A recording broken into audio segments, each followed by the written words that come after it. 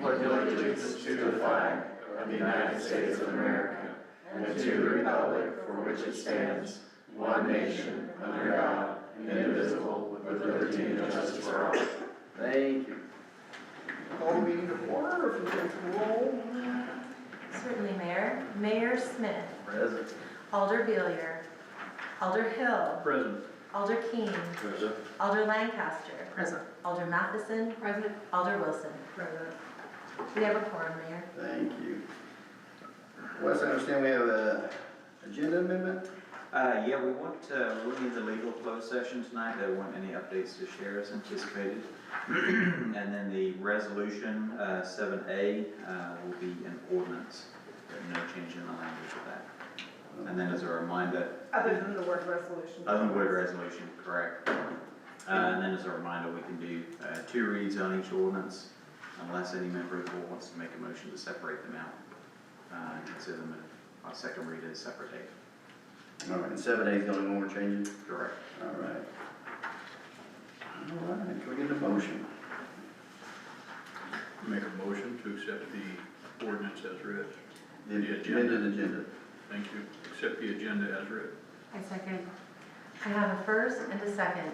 Alder Hill. Yes. Alder Keene. Yes. Alder Lancaster. Yes. Alder Matheson. Yes. Alder Wilson. Yes. Thank you. All right.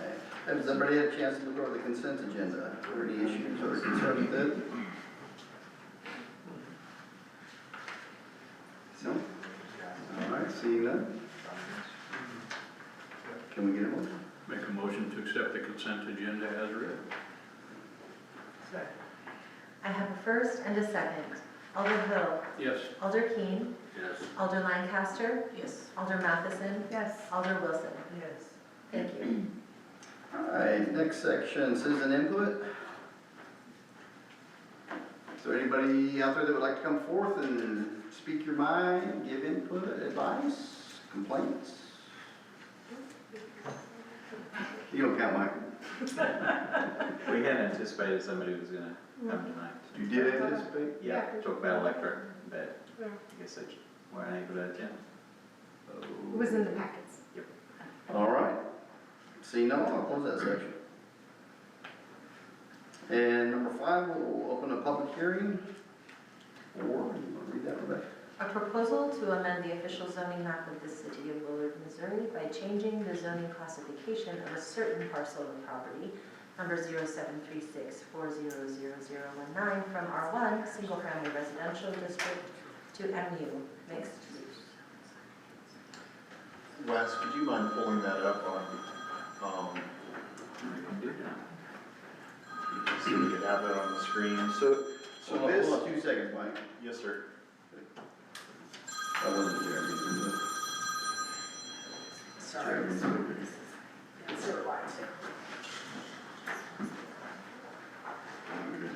ordinance that. All right, go ahead, Mike. I'll wait for Joyce to come back in. I do not have your map in the packet. We can just pull it up on Pull it up on Google. Google Maps, yeah, just so they have an aerial of where it is.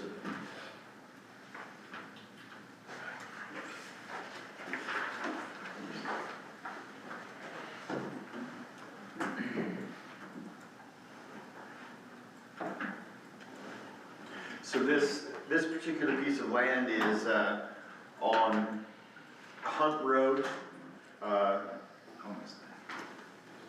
adjacent to the Simpson cul-de-sac.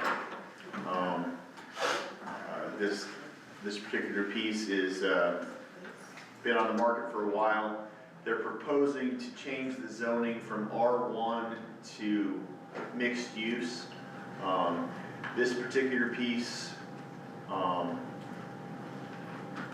like I said, has been much looked at. We did have public comments on this in the P&Z meeting. Very approximate. And there's a lot of concern. This is a heavy drainage. Hold on. I thought you were talking about a different property. Oh, yes. I need to abstain due to personal interest in this particular piece. Thank you, Jeremy. Hey. No problem. two parcels that we're gonna speak about tonight. That's why I wanted to bring it up on the screen.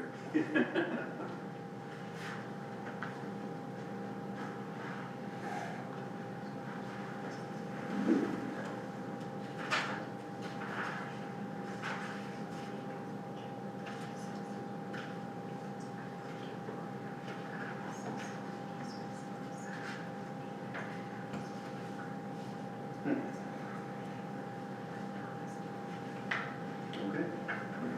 Go ahead, Mike. Okay. So with this portion of property, with the new FEMA maps that we have accepted, then probably 3/4 of the property are either within the floodway or the flood channel itself. So not buildable. There was some concern from the neighborhood of adding to the flows. We had public comment, and I fully agree with them, that any building going in, just like any parcel of land, but especially this parcel of land that is so heavily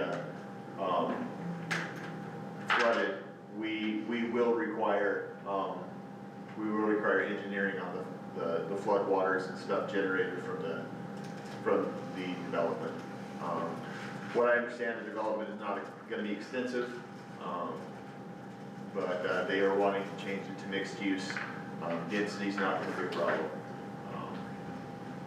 just because the buildable area is so small. And when it's in a floodplain, there is some commercial development and mixed-use development that is permissible in a floodplain that would not be for an R1.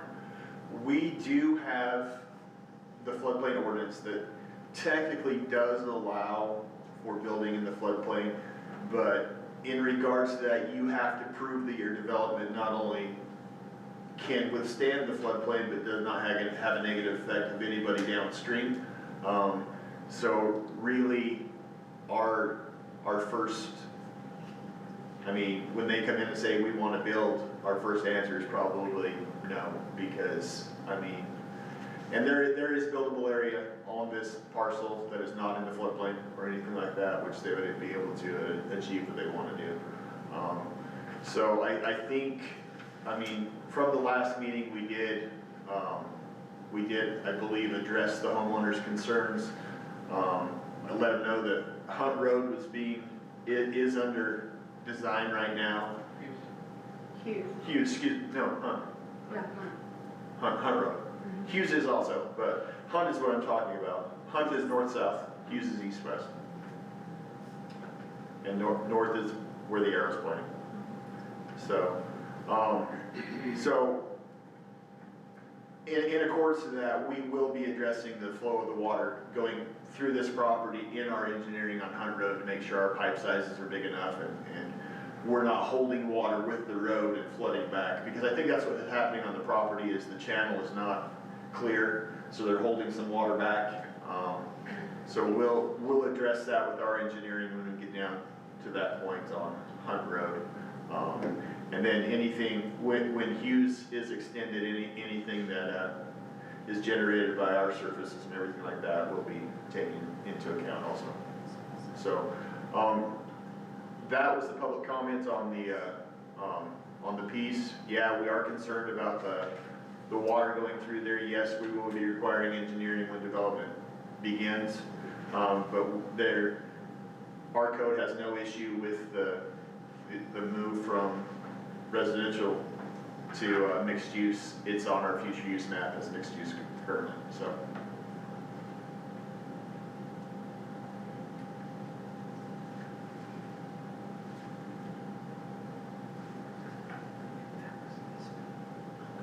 Questions?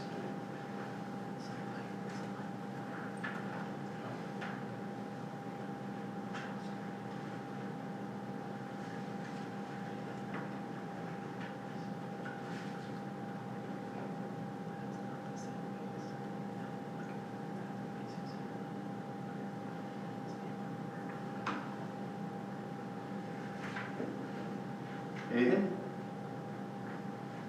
What are the residents saying? Are they saying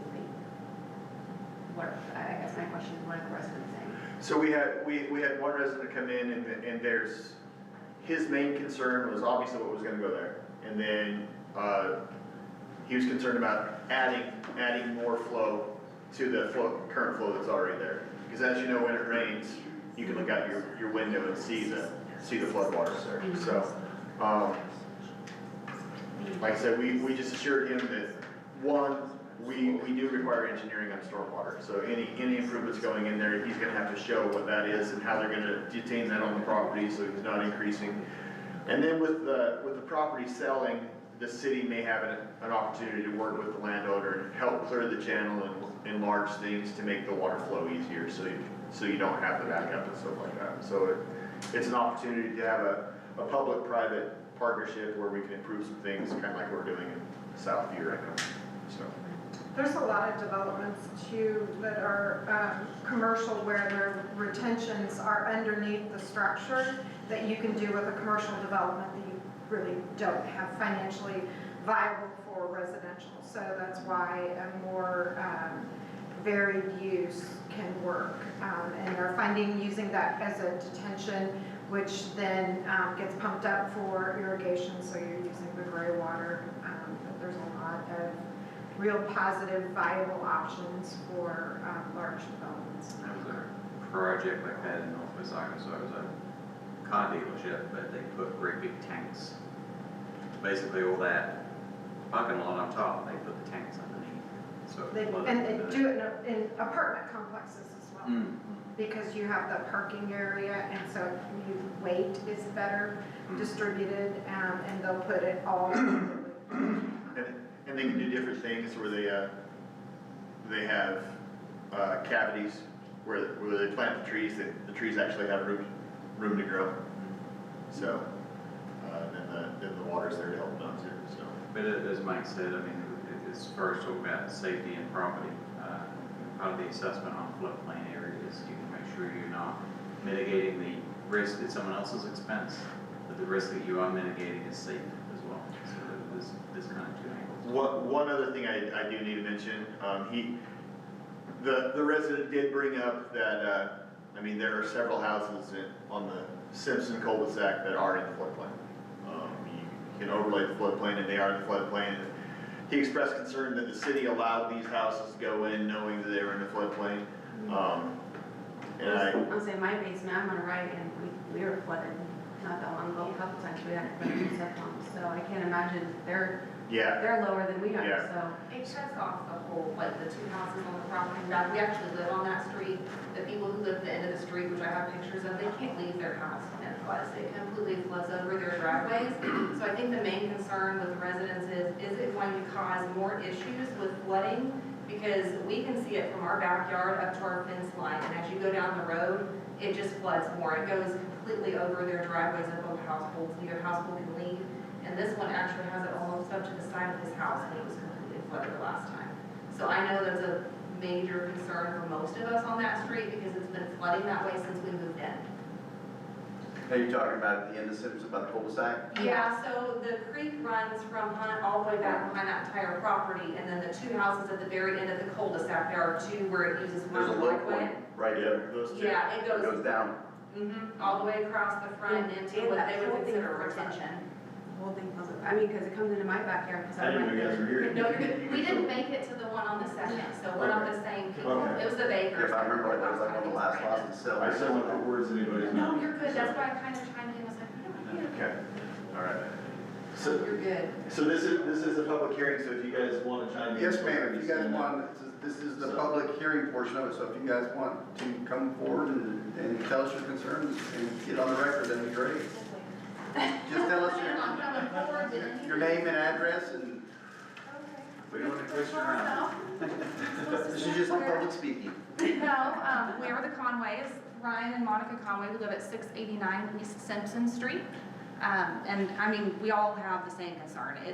Since we've moved in, there was flooding since they were doing construction, because we had asked previously about that when we were moving in. But it's been that way since we've lived there. So anytime it rains, any substantial amount of rain, especially if it's fast rainfall, It comes up to the back of our property line. We've never seen it come past that, but as you go down the property lines, it does come further in. It's the two at the very end that deal with the most severe flooding, and like I said, yeah, those two houses, I know the ones on the right are the Piles.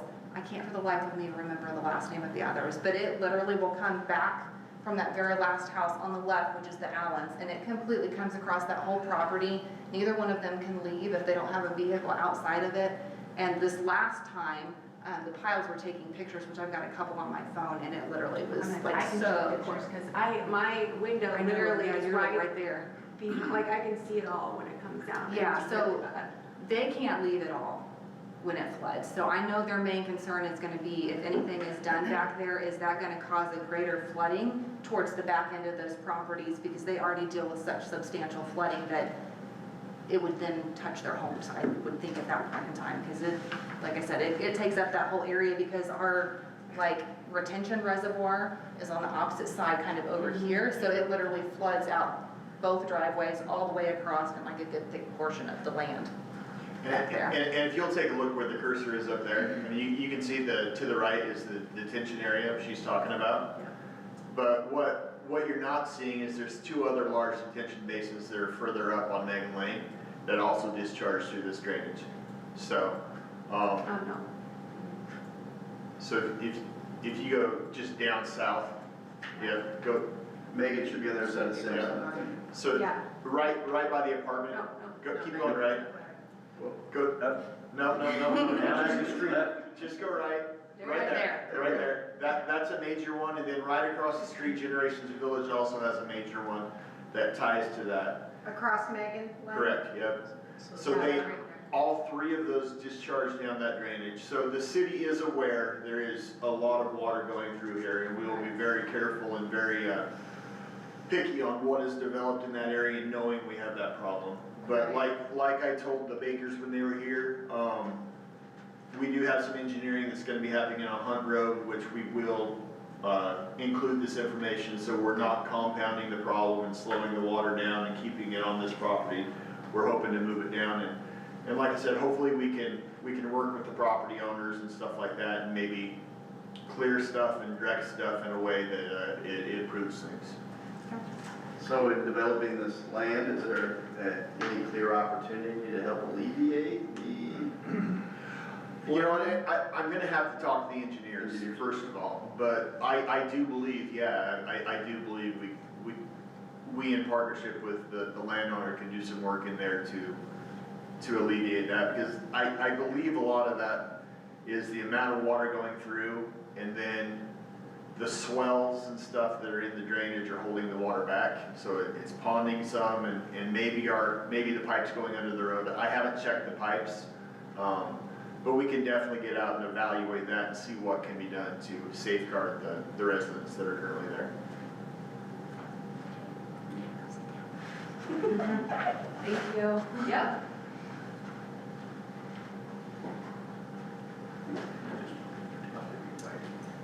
Yes, sir. Come on up. Hi, my name is Jacob Hill. I live at 127 North State Highway Z. So I recently purchased this property about 2 months ago.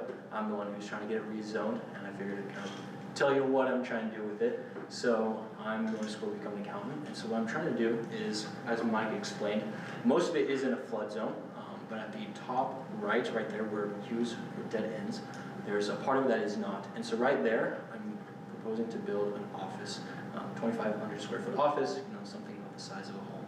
And that's the extent of what I'm trying to do and develop on the land. But as kind of Mike talked about, I'm working with engineers as well to make sure that nothing affects any residents, and that as well we can clear up a little bit to hopefully make it a little less problematic for the residents that are currently there as well. Thank you. Thank you.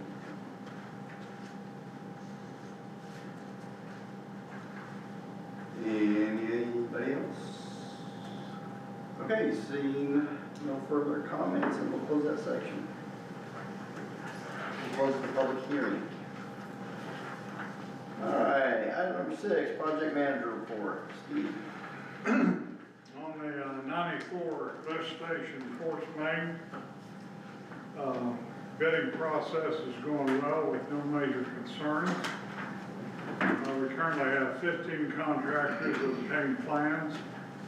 That's a little higher than normal response. Hopefully this will result in competitive bidding.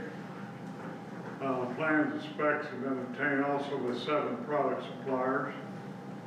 An addendum to the plan and specifications have been issued to address some minor product procedure concerns by the contractors and suppliers. And the bid opening is set for the 17th of September. So all is going well there. We anticipate the bid opening to show where we stand money-wise for the cost of the project.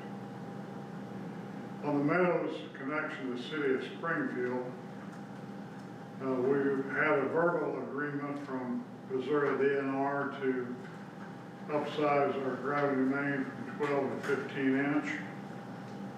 As of last Friday, we got written confirmation of that. So that's no longer an issue. We'll deal with that on as-built plans. And then plans and specifications reflecting the project have been completed. Any further action regarding the Meadows is on hold until the bidding procedure at Force Main for 94 and the lift station improvements are complete. Do we get the easement situation all squared away and in writing? Pardon? The easement situation, Heather, did that get squared away? Squared away. In writing? In writing. Signatures? Recorded, all easements recorded, Green County recorded. Perfect. All right, good. We're good shape there. Good. Questions, comments? Thank you, sir. Appreciate it. You bet. All right, item number 7 is an ordinance. 7A is an alpha. You have the ordinance in front of you. An ordinance by the Board of Alders of the City of Willard, Missouri, accepting the cost share agreement with the Missouri Department of Conservation to implement shoreline plantings at the Recreation Center Pond. Let Jason tackle this one. So essentially, we have been working with the Missouri Department of Conservation to figure out how we can mitigate some of the algal bloom that happens every summer in the rec center pond. One of the, we're all downstream, and the rec center is downstream of the bird subdivision. Many people have beautiful lawns and fertilize those lawns, and the excess nutrient runoff flows into our pond and over fertilizes our water, which causes algal blooms. The Missouri Department of Conservation came out and did a site survey with us, walked around last spring, suggested we do some upstream plantings in the riparian corridor between the park's driveway and the rec center pond. We planted several wetland species of buttonbush and some cypress trees to really work on capturing as much of that runoff as we can before it makes it to the pond. And this is the next step, which is some aquatic shoreline plantings like pickerel and some bulrush species that also capture some, that will capture some of that nutrient runoff, pull that into those deliberately planted plants and keep those nutrients out of the water so that we're less likely to have those algae blooms that come up, turn the entire surface of the pond green, and then as summer wears on and they start to cook and die and smell bad and make all of our neighbors downstream wish that we had taken better care of our pond.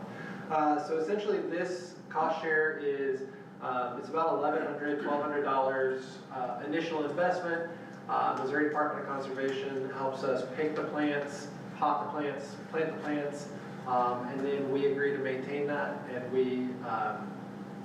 they write us a check for half of the cost of that project. So that project will cost about a little less than $600 to install, get those plants established, and begin doing some water repair to that pond and begin to bring that pond back to a more pristine aquatic environment, which will then lead to us being able to partner with the Missouri Department of Conservation and get some fish stocked into that pond and make it a great small recreation pond. So that is what for what we are asking.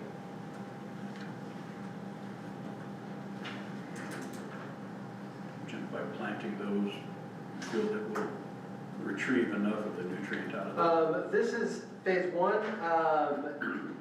That's the first step.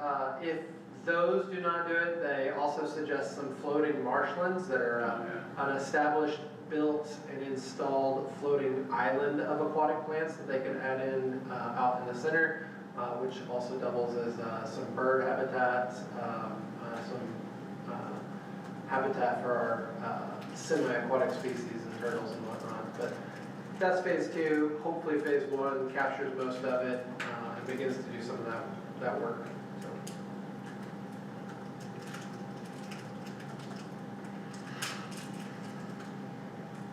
Make a motion to accept the ordinance as read. Second. I have a first and a second. Alder Hill. Yes. Alder Keen. Alder Lancaster. Yes. Alder Matheson. Yes. Alder Wilson. Yes. Thank you. We have a motion for a second reading. I move for a second reading. I second. I have a first and a second. Oh, let me read it one more time. An order. But you actually only have the motion for a second reading. The motion's got to pass and read. Thank you. Alder Hill. Yes. Alder Keen. Yes. Alder Lancaster. Yes. Alder Matheson. Yes. Alder Wilson. Yes. An ordinance by the Board of Alders of the City of Willard, Missouri, accepting the cost share agreement with the Missouri Department of Conservation to implement shoreline plantings at the Recreation Center pond. I make a motion to accept the ordinance on a second reading. I second that. I have a first and a second. Alder Hill. Yes. Alder Keen. Yes. Alder Lancaster. Yes. Alder Matheson. Yes. Alder Wilson. Thank you. 7B Bravo.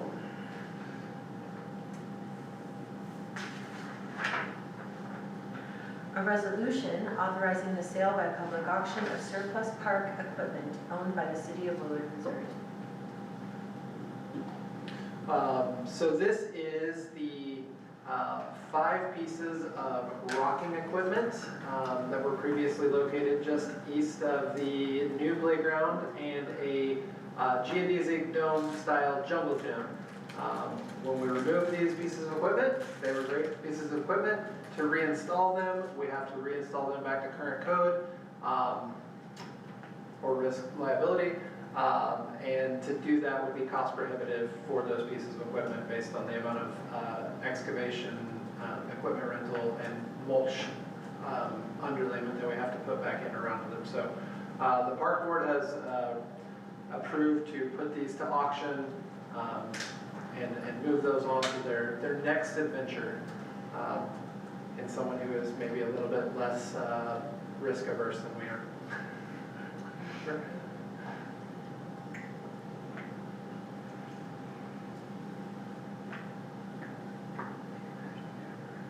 No questions on that, then I'll make a motion to accept the resolution as written.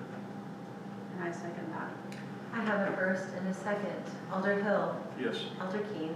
Yes. Alder Lancaster. Yes. Alder Matheson. Yes. Alder Wilson. Thank you. Another resolution, item 7C, Charlie. A resolution authorizing an early completion incentive for the Jackson Street Concrete Improvements Project. So in this one, the bids went out to do the flat work over there on Jackson Street, putting the sidewalks in. Public Works has completed their piece, putting stormwater in and updating the force main, or the water main, sorry.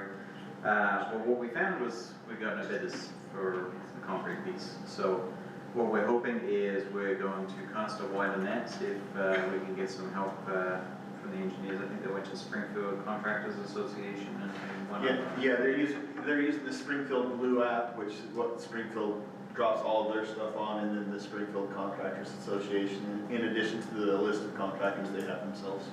So what we'd like with your consideration on this one is to also add a early completion incentive to incentivize if a bid is made, getting the work completed by December the 15th. If they complete it by December the 1st, then they get the full incentive amount.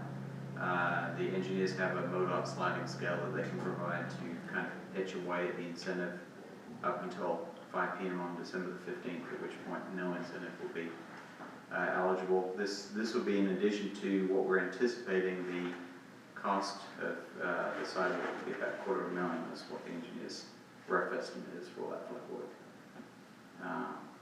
So we're kind of testing the water, seeing how you guys feel about that, or if you might feel, we are going to be pushing up against cold weather soon. So a bid is going to have to get in, get mobilized, get it done before that cold weather affects the concrete that they put in.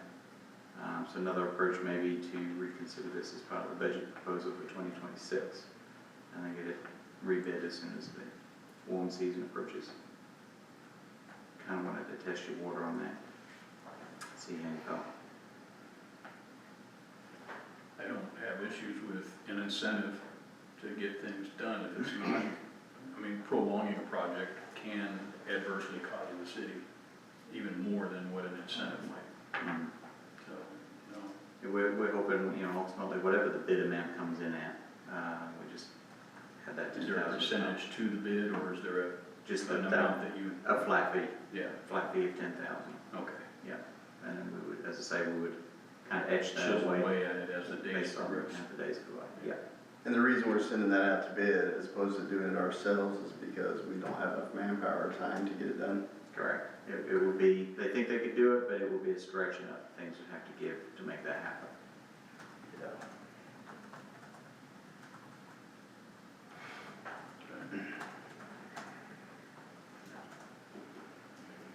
I'll make a motion to accept the resolution as read. Second. I have a first and a second. Alder Hill. Yes. Alder Keane.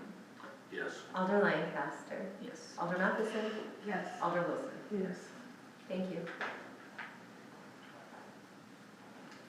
All right, item number 8 alpha. An ordinance of the Board of Aldermen of the City of Willard, Missouri, amending Chapter 120, Open Meetings and Records Policy for the purpose of updating the code to reflect changes in the Sunshine Law. We are essentially aligning ourselves with state regulation on sunshine and open records requests. We had an ordinance in place. It was not overly helpful, I don't think. So we solicited Holly's input as far as aligning us with what is already in regulation. No sense in reinventing the wheel, essentially. And really, it takes away the requirement of you each year amending your ordinance to coincide with the statutory amendments because you were approving it verbatim, and this generally accepts it. And that way you guys always have the ability to choose to open a record to which you have declared as closed, but it doesn't ever work in the reverse. So unless you've adopted it in your ordinance, you can't close it just because it's part of the statutes, because 610-021 provides choices of opportunities for closure of records, but if you don't make that choice, it is not closed.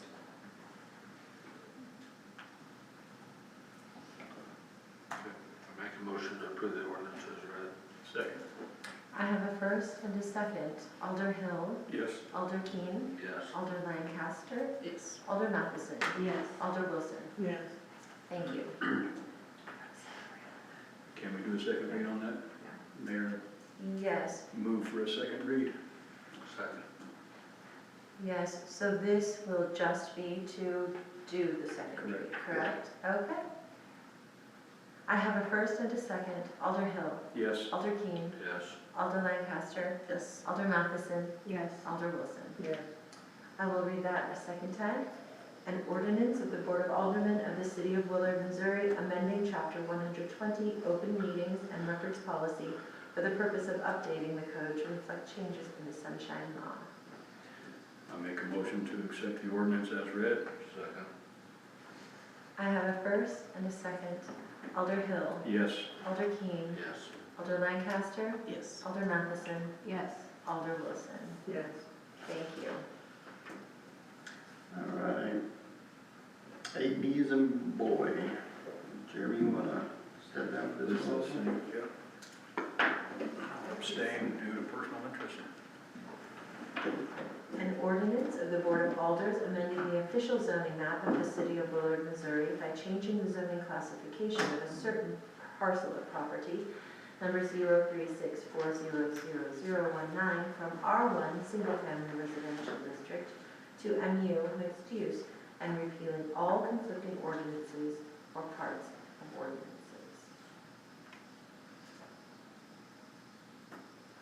This is following up on the hearing from just a minute ago, and I believe the planning and zoning recommendation was to approve the rezoning request as written. Make the motion to approve the ordinance as read. Second. I have a first and a second. Alder Hill. Abstain. Oh, sorry. Thank you. Alder Keane. Yes. Alder Lancaster. Yes. Alder Matheson. Yes. Alder Wilson. Yes. Then we need a motion. Motion for a second reading. I'll make a motion for a second reading. Second. I have a first and a second for a second read. Alder Keane. Yes. Alder Lancaster. Yes. Alder Matheson. Yes. Alder Wilson. Yes. And then an ordinance of the Board of Alders amending the official zoning map of the city of Willard, Missouri by changing the zoning classification of a certain parcel of property, number 07364000019, from R1 Single Family Residential District to MU Mixed Use, and repealing all conflicting ordinances or parts of ordinances. Make a motion to approve the ordinance as read. I second. I have a first and a second. Alder Keane. Yes. Alder Lancaster. Yes. Alder Matheson. Yes. Alder Wilson. Yes. Thank Get there. you. Item number 9, city administrator remarks. Not a whole lot to worry you with.